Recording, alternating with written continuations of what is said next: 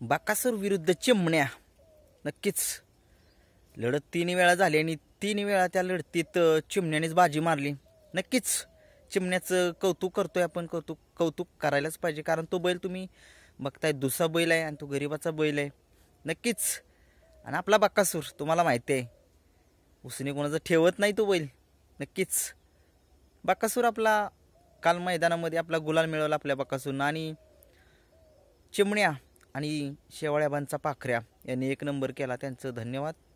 आणि बकासूर खरंच बकासूरला टक्कर द्यायला नक्कीच हा बैल चिमण्या भेटलाय.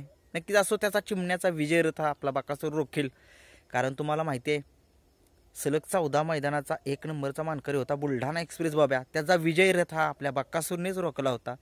नक्कीच त्या चिमण्याचा विजय रथ हा आपला बकासूरच रोखेल, कारण तुम्हाला माहिती आहे त्या बैलाला एवढं स्पीड आहे. त्या बैलाला खरंच नाही कोण एक टॉपचा पैरा जर असेल ना त्या बैलाला तर त्याची गाडी कोण नाही मारू शकत. नक्कीच बकासूरच मारू शकतो एकमेव गाडी, कारण तुम्हाला माहिती आहे कारण बकासूर त्याच्या विरोधात 3 वेळा पळालेला आहे, परंतु पराभवच मिळालेला आहे आपल्या बकासूरला, कारण बकासूर हा टॉपच्या पैऱ्यामध्ये नव्हता. तो 2 नंबरची अंधारातील बैल घेऊन पळत होता.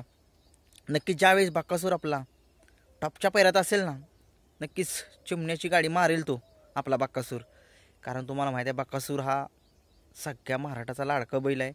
आणि त्या बैलानं असा कोणतंच मैदान नाही की तिथं गाजावलं नाही. नक्कीच आणि तो कमबॅक करेल नक्कीच. 1 नंबरचं हुलकावणी देते बक्षीस.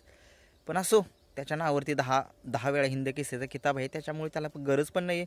परंतु असो आव्हाने स्वीकारायला बकासूरला आवडतात. आपला बकासूर आव्हान स्वीकारेल त्या चिमण्याचे, कारण खूप स्पीडनं पळतोय, जाईल त्या मैदानामध्ये 1 नंबर हा करतोय तो चिमण्या.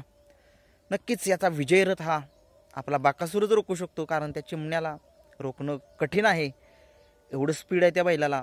मला नाही वाटत की हा बैल या बैलाला कोणी हरवू शकेल.